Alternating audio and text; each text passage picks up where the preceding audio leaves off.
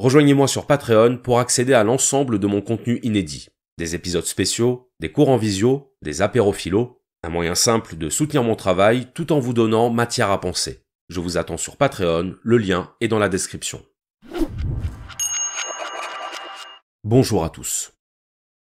N'avez-vous jamais rêvé d'être malheureux, de vivre une existence morose, d'attirer les événements négatifs, ou d'enchaîner les relations toxiques? N'avez-vous jamais rêvé d'échouer tout ce que vous entrepreniez, de n'être compris par personne, ou de vivre dans la culpabilité? Vous trouvez peut-être que ce que je dis est absurde? Ça l'est. Mais alors, s'il est effectivement absurde de vouloir être malheureux, comment se fait-il que nous fassions tout pour l'être? Depuis l'Antiquité, les philosophes nous expliquent sur tous les tons comment accéder au bonheur, que ce serait même ça le but de l'existence, être heureux.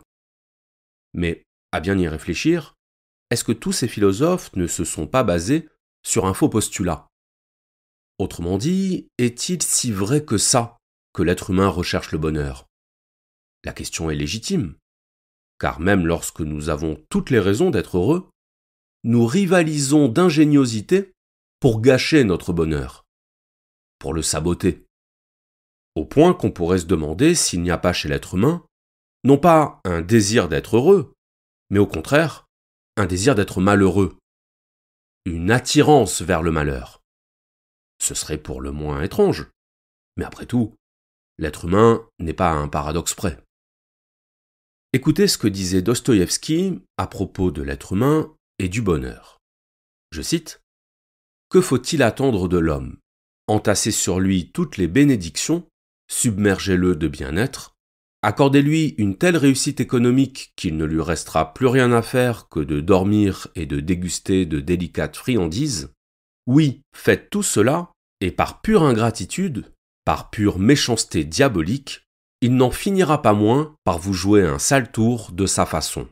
Il mettra son propre confort en péril et désirera posément pour lui-même quelque saleté délétère, quelque ordure coûteuse. » C'est sur ces lignes de Dostoïevski que s'ouvre le livre du psychologue autrichien Paul Watzlawick, qui s'intitule « Faites vous-même votre malheur », publié en 1983. Et dans ce livre, Watzlawick nous donne 10 conseils pour être malheureux. Alors évidemment, la première réaction, c'est de se dire « c'est absurde. Pourquoi est-ce qu'il fait ça ?» Eh bien, il fait ça parce qu'il constate que quand on nous donne des conseils pour être heureux, on ne les suit pas. Qu'on persiste à tout faire pour être malheureux, à prendre les mauvaises décisions, à se mettre en couple avec les mauvaises personnes, à adopter des comportements dont on sait qu'ils auront des conséquences négatives. Donc nous donner des conseils pour être malheureux, c'est tout simplement nous mettre face à notre propre logique. Pourquoi ? Pour nous pousser à une remise en question, pour nous pousser à prendre conscience du caractère absurde de certains de nos comportements, et du fait que, bien souvent, c'est nous qui provoquons notre malheur.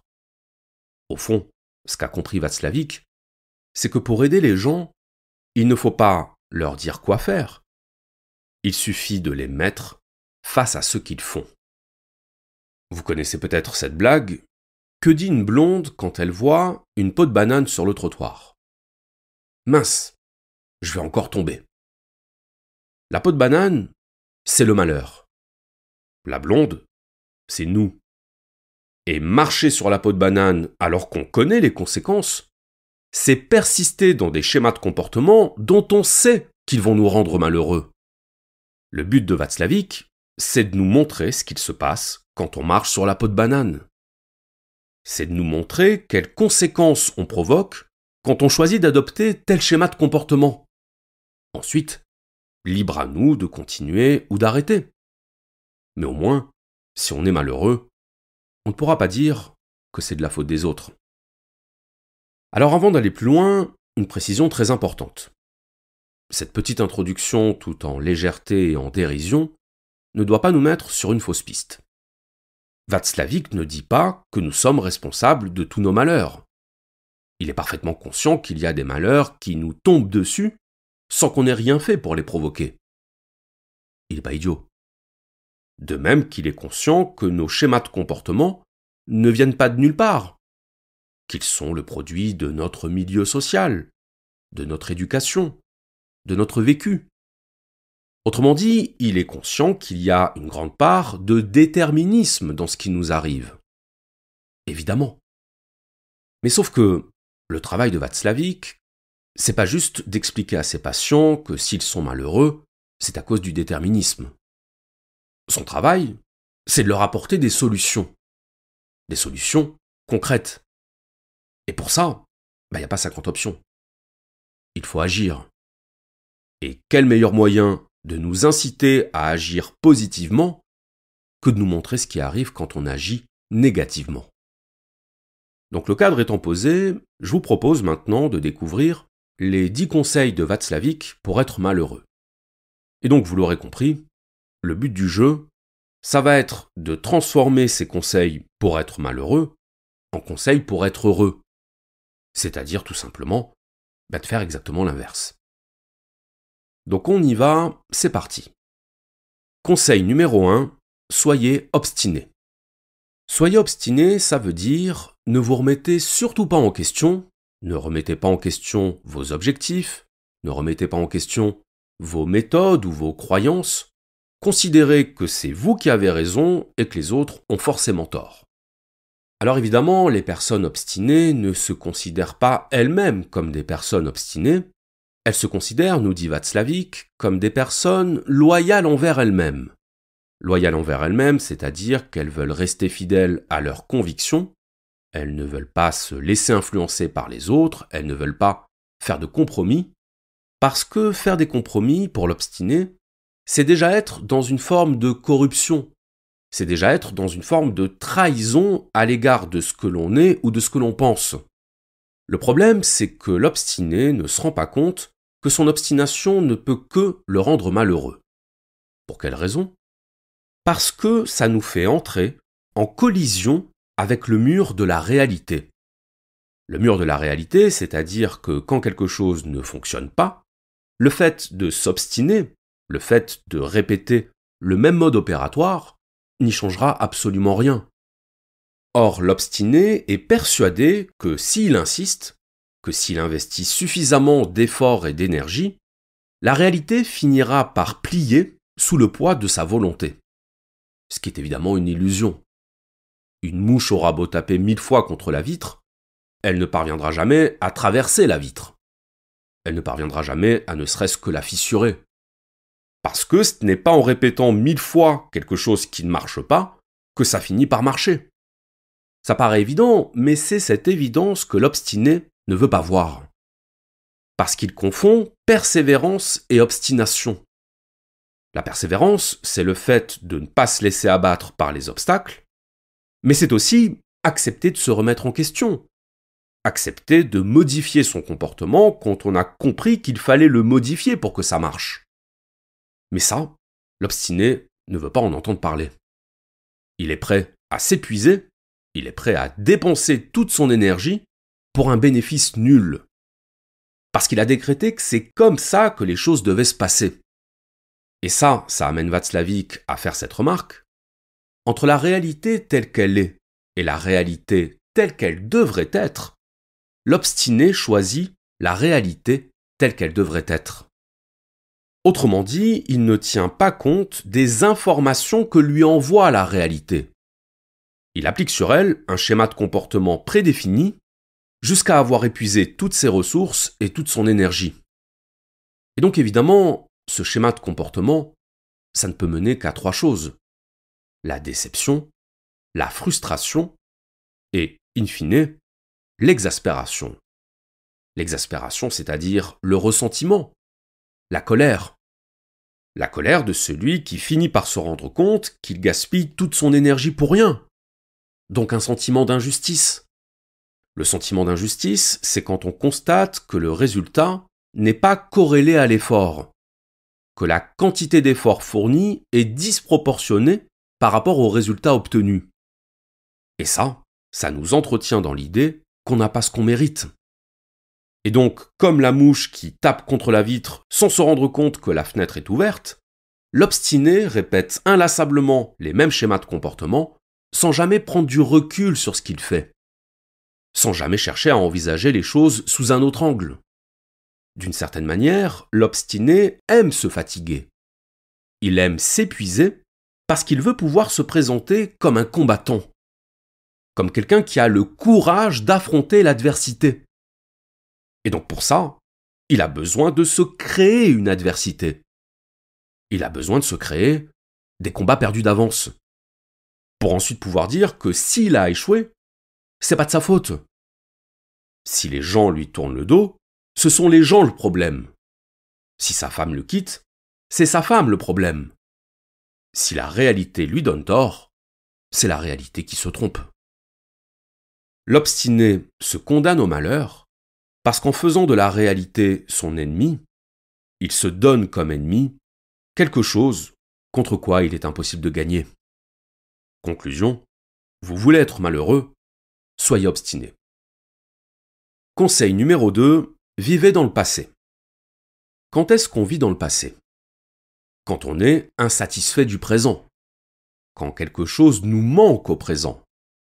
Et donc se réfugier dans le passé, se réfugier dans ses souvenirs et dans la nostalgie, c'est une manière de fuir le présent par l'imagination.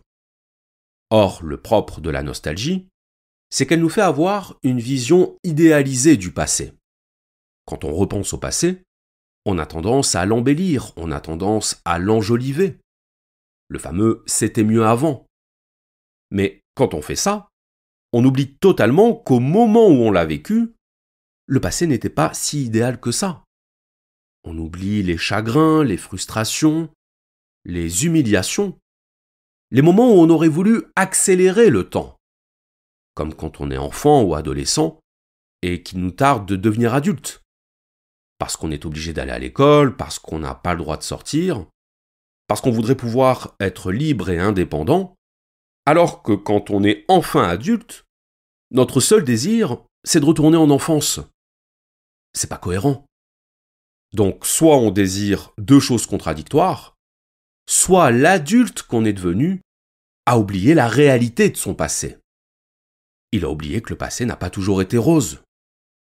D'ailleurs, ce dont il faut bien avoir conscience, c'est qu'un souvenir n'est jamais une remémoration du passé.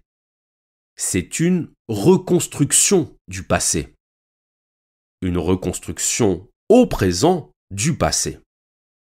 Un souvenir, c'est un prisme déformant.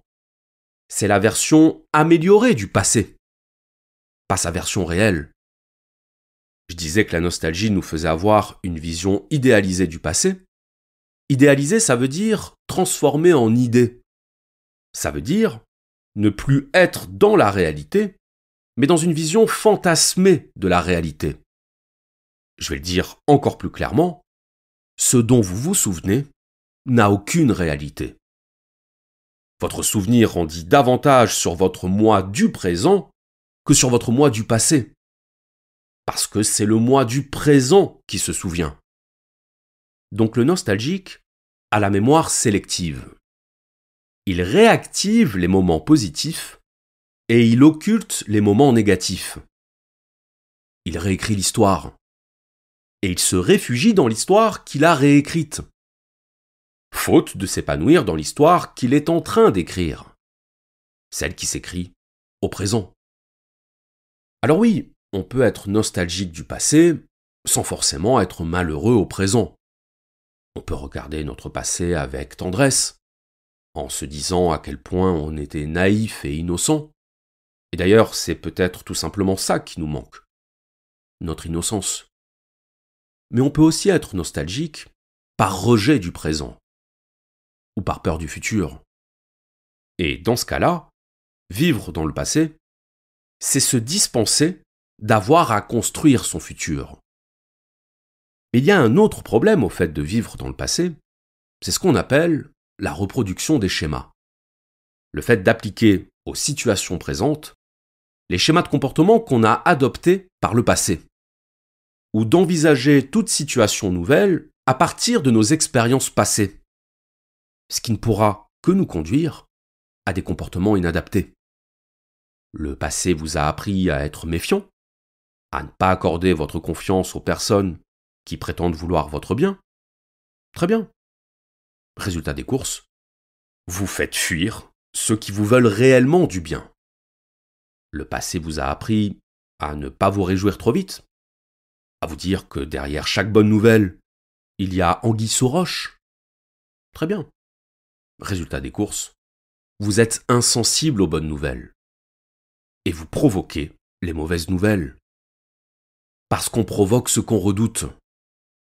Et quand ce qu'on redoute se produit, on est très fier de pouvoir dire « Je l'avais bien dit ». Je l'avais bien dit, sous-entendu, j'avais raison de me méfier. Sans voir que c'est cette méfiance elle-même qui a produit ce qu'on redoutait. Conclusion, vous voulez être malheureux, vivez dans le passé. Conseil numéro 3, soyez pessimiste. Vous connaissez sans doute ce qu'on appelle la méthode Coué. La méthode Coué, c'est une méthode psychologique mise au point par Émile Coué au début du XXe siècle et qui consiste à se répéter des choses positives pour que ces choses positives se réalisent dans notre vie. Par exemple, se regarder dans le miroir et dire « Je suis le meilleur. Aujourd'hui, je vais accomplir des exploits. Rien ne pourra m'abattre. » Alors évidemment, c'est une méthode qui aujourd'hui est beaucoup tournée en ridicule. Mais sauf qu'elle n'est pas totalement dénuée de fondement. Je veux dire par là qu'elle repose sur un processus psychologique réel, à savoir l'autoconditionnement. Le conditionnement, c'est le fait de placer un sujet dans un certain contexte, dans certaines conditions donc, pour influencer sa perception du monde ou de lui-même. Et donc l'autoconditionnement, c'est tout simplement le fait de se dire soi-même ce qu'on a besoin d'entendre. Ce qu'on a besoin d'entendre ou pas. Puisque, en l'occurrence, ce que nous dit Václavic, c'est qu'on peut s'auto-conditionner de manière négative. Par exemple, en se répétant sans arrêt qu'on est un idiot, ou que ce qu'on entreprend va forcément échouer, ou qu'une catastrophe va nous tomber sur le coin de la tête. Et effectivement, plus on se conditionne mentalement à croire que quelque chose de négatif va arriver, plus on va inconsciemment favoriser son arrivée. Ça porte un nom. La prophétie autoréalisatrice. Par exemple, si vous passez votre permis de conduire, il est évident que si vous vous répétez à chaque seconde que vous n'allez pas l'avoir, que vous allez écraser une grand-mère ou que vous allez provoquer un accident, vous augmentez vos chances de faire une erreur. Puisque la qualité de votre conduite dépend en grande partie de votre degré d'assurance. Au contraire, si vous y allez en étant optimiste, en vous disant qu'après tout, vous maîtrisez, et que donc il n'y a pas de raison que ça se passe mal, vous augmentez vos chances de réussite. Donc notre état d'esprit a un pouvoir d'influence sur la réalité. Et c'est d'ailleurs tout le discours des promoteurs de la pensée positive. L'idée qu'une pensée positive produit des effets positifs. Et c'est vrai. C'est vrai non pas au sens où il suffit d'être positif pour que les choses deviennent positives autour de nous, mais c'est vrai au sens où notre état d'esprit a une influence sur notre comportement et que notre comportement a une influence sur ce qu'on produit autour de nous. Si vous souriez à quelqu'un, il y a plus de chances que cette personne vous sourie en retour que si vous la regardez de travers. Ça ne veut pas dire que tout le monde va soudainement se mettre à vous sourire. Ça veut dire que, tendanciellement, vous augmentez vos chances que ça arrive. Eh bien, le conseil que nous donne Václavic pour être malheureux, c'est d'être pessimiste. C'est de tout voir par la lorgnette du négatif. Parce qu'on peut être sûr qu'on récoltera du négatif en retour. C'est par exemple s'engager dans une relation sentimentale en se disant que tôt ou tard, ça va capoter. Et le jour où ça va effectivement capoter, parce que personne n'a envie de rester avec quelqu'un qui pense que leur relation est vouée à l'échec, comme celui qui vit dans le passé, le pessimiste pourra dire « Je l'avais bien dit. C'était sûr. Évidemment que c'était sûr.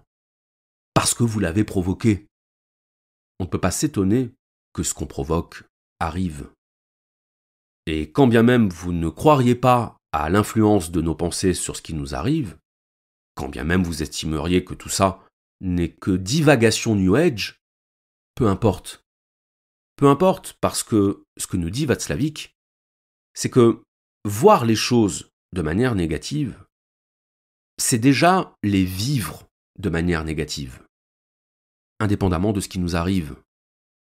Donc, si vous êtes pessimiste, il peut vous arriver les meilleures choses du monde, vous serez quand même malheureux. Si vous gagnez au loto, mais que votre seule préoccupation, c'est de vous dire qu'on va vouloir vous voler votre argent, cette bonne nouvelle n'en est plus une. Le pessimiste, c'est celui qui transforme sa réalité en négativité. Le pessimiste est celui pour qui même les choses positives apparaissent comme négatives. Conclusion, vous voulez être malheureux, soyez pessimiste. Conseil numéro 4, ayez peur de tout. Ayez peur de tout, ça veut dire ayez peur de la nouveauté, ayez peur de l'imprévu, ayez peur de tout ce que vous ne maîtrisez pas. Vous pouvez d'ailleurs combiner ça avec le conseil précédent, être pessimiste. C'est-à-dire partir du principe que les choses vont forcément mal se passer. Mais avoir peur de tout, c'est un peu plus que ça. C'est aller chercher dans son passé des raisons d'avoir peur du futur et considérer que les traumatismes du passé justifient notre peur du futur. Donc, à toute situation nouvelle, ou à toute situation qui lui rappelle une mauvaise expérience, le peureux dit « non. Non, je ne prends pas le risque. » Mais sauf qu'en disant non à tout, le peureux s'interdit de vérifier si le danger qu'il redoute est réel. Autrement dit, il remplace la réalité par une projection imaginaire de la réalité. Et c'est cette projection imaginaire qui devient sa réalité, et dont il ne veut plus sortir. Si vous avez vu le film Yes Man, avec Jim Carrey, vous avez vu un homme qui refuse de dire oui aux expériences nouvelles. Parce qu'il a peur des conséquences que son oui entraînerait. Mais sauf que les conséquences en question, ce sont celles qu'il imagine, pas celles qui vont réellement se produire. Et ça porte un nom, la peur de l'inconnu. La peur de ce qu'on ne maîtrise pas, soutenue par la conviction que ce qu'on ne maîtrise pas sera forcément négatif. Quand le peureux dit non, quand il dit non aux expériences nouvelles, ou même simplement à une banale invitation, il a l'impression de reprendre le contrôle. Parce que son non est une barrière contre l'inconnu. Si vous restez barricadé chez vous, il est certain que vous avez un pouvoir de contrôle sur ce qui vous arrive que vous n'avez pas si vous partez à l'aventure avec votre sac à dos. Et encore, ce que montre Václavic, c'est que même barricadé chez soi, le peureux trouve toujours des raisons d'avoir peur. Un coup de téléphone inattendu, potentiellement porteur de mauvaises nouvelles. Quelqu'un qui sonne à la porte, probablement pour nous créer des problèmes. Sans parler des accidents domestiques. Le peureux transforme son environnement quotidien en zone de danger permanent. Pour en revenir à Yes Man, c'est quand Yes Man commence à adopter la philosophie du oui, c'est-à-dire quand il commence à dire oui à toutes les propositions qui lui sont faites, y compris les plus farfelues, y compris les plus audacieuses, que sa vie change. Qu'elle change positivement. Puisque grâce à ça, il va vivre sa plus belle histoire d'amour. Celle qu'il ne voulait pas prendre le risque de vivre, parce qu'il avait peur qu'elle se termine comme la précédente. Mal. C'est à cause de ce chagrin d'amour, de ce traumatisme sentimental, que Yes Man était devenu No Man. L'homme qui dit non à tout. Et qui de ce fait avait un contrôle intégral sur sa vie. Mais sur une vie sans aucun relief, sans aucune intensité, sans aucune joie. À partir du moment où il a commencé à dire oui à la vie, sa vie s'est mise à avoir du sens. Et les dangers qu'il avait projetés sur elle se sont évaporés. Parce que les dangers ne venaient pas de sa vie, mais de sa peur. On en revient à l'idée qu'on a la réalité de son état d'esprit. Et qu'un esprit gouverné par la peur se crée une réalité dans laquelle sa peur est justifiée. Le peureux a de très bonnes raisons d'avoir peur, parce qu'il rationalise sa peur. Et quand on rationalise un sentiment, ce sentiment nous paraît parfaitement logique. Preuve qu'être heureux ou malheureux, ce n'est pas une question de logique. C'est une question de disposition émotionnelle. On a la raison de ses émotions. On a les arguments qui justifient nos émotions. Et on n'a pas peur parce que le monde est dangereux. Le monde est dangereux parce qu'on a peur. Conclusion, vous voulez être malheureux, ayez peur de tout. Conseil numéro 5, n'allez jamais au bout des choses. Au sommet de la pyramide de Maslow, il y a le besoin d'accomplissement. Et dans accomplissement, il y a complet. Se sentir complet.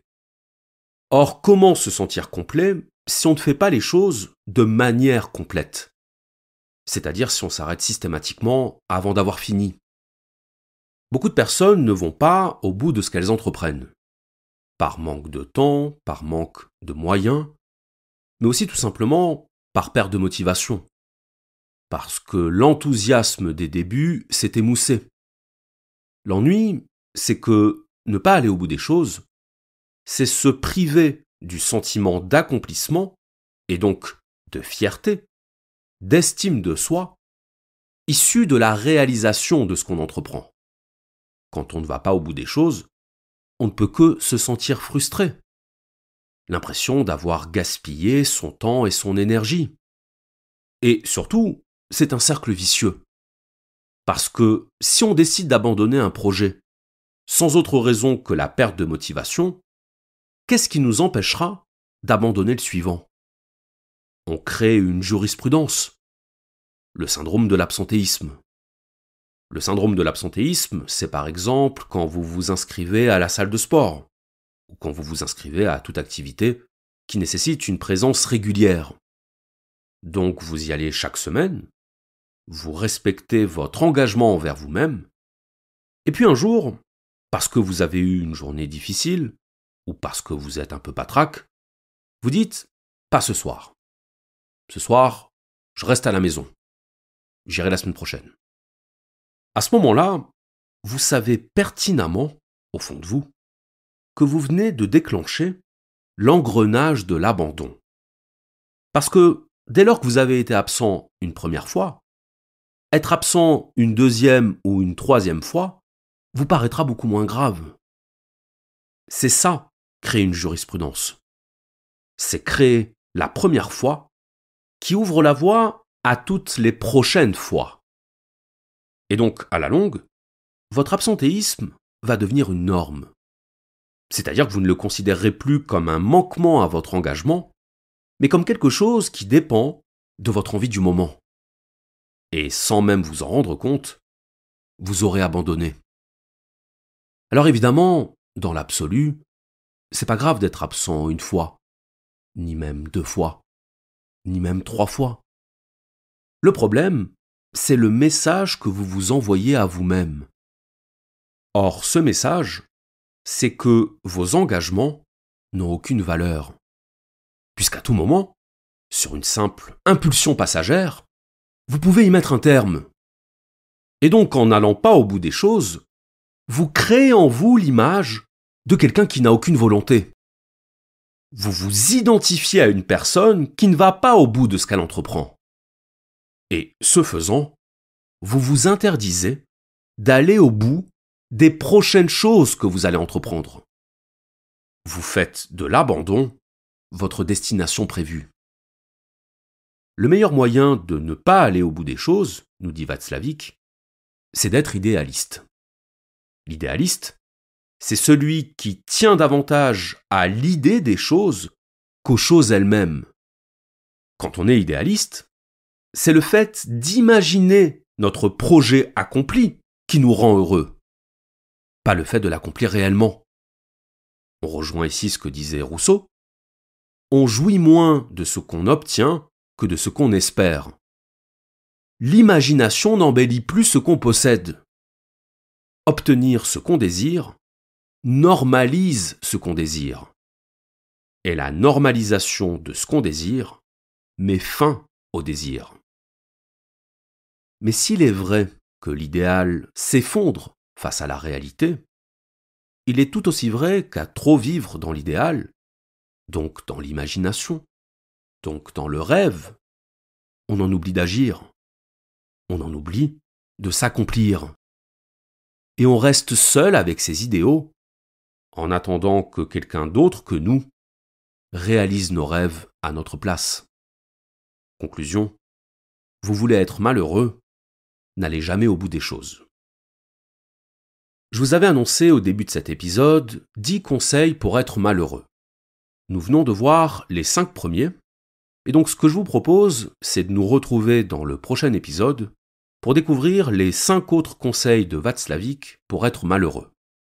En espérant que cette première partie vous aura déjà donné matière à penser, mais surtout matière à expérimenter, matière à explorer dans votre vie concrète, ce chemin à double sens qu'est celui du malheur et du bonheur.